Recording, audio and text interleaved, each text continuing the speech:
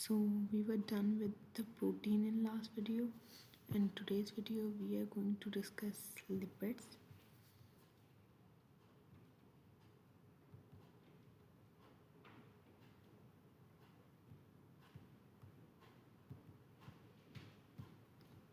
First thing before we start is most important, a basic concept. The concept is that is lipid a polymer or not?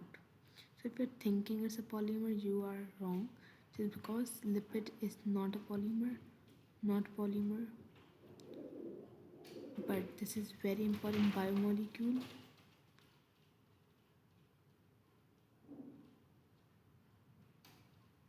Not a polymer, but still it's very important biomolecule as protein, carbohydrate, and nucleic acid. Lipid is very important, but this is not polymer. This means this is a monomer, because you will study that there is thousand micro and macro molecule. So what are that? I'm just going to give you a little concept. So the one who have like biomolecule, they're divided into two categories. First is this one. The one which is bigger is macro. This macro, and this one is micro. Okay, so this is about 1000 dalton. If you see in the structure, this have 800 dalton. So when it's come to macromolecule, example could be protein. We know what protein is a bigger molecule. Okay, and when you talk about its its like basic unit, so that is amino acid. This means this is made up of small molecules which are 800 dalton. So likewise there would be many. Okay, like protein, like carbohydrates which have other, nucleic acid which has nucleotides. Let me just write nucleic acid, which structure have nucleotides.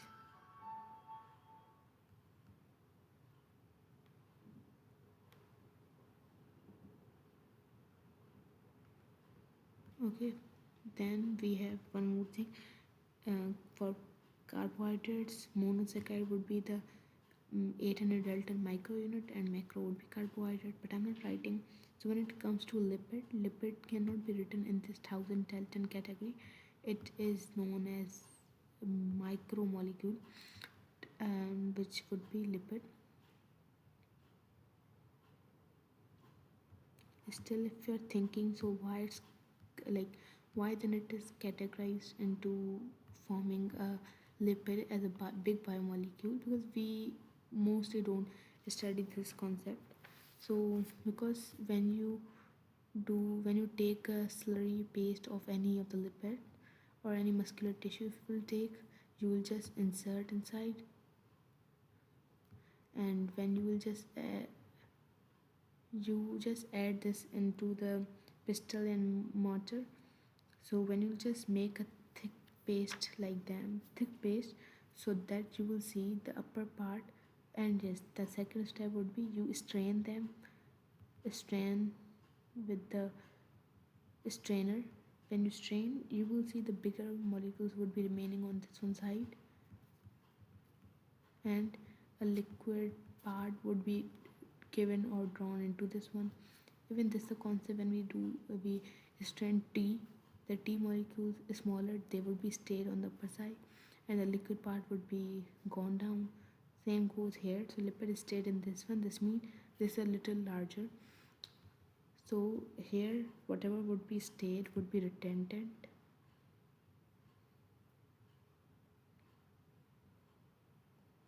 and whatever would be downward, it is known as filtrate. Filtrate. I'm sure this is very important concept. You'll find many MCQs regarding this. So, and biomolecule which acid retentant which would be insoluble,